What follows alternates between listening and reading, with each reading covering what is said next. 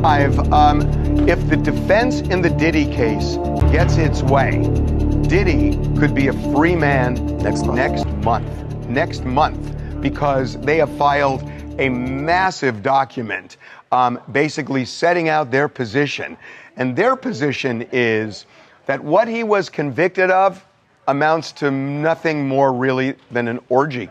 Orgies. Orgies. Yes, that he had orgies. Big deal. Is kind of the tone of the documents that they filed, and they, make their case for him. If you're going to convict him, that this should be a very lenient sentence. So what they're asking for is this. They are saying, look, he was found not guilty on all the serious charges: racketeering, fraud, force, coercion, rape, all of those found not guilty. He wasn't charged with rape, but it was part of the force issue. The only thing he's left with is the Mann Act, which is taking a prostitute across state lines and paying them for sex.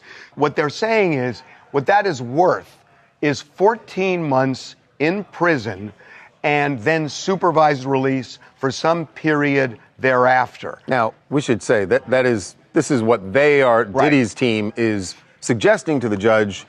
The prosecutors are on the far other end of the spectrum, where they're saying he should get somewhere between 4 to 5 years. That would, I'm sure, include time served. Again, he's been in for a year now. I got to say, that would be that would be throwing the book at him for a Mann Act violation. Yeah.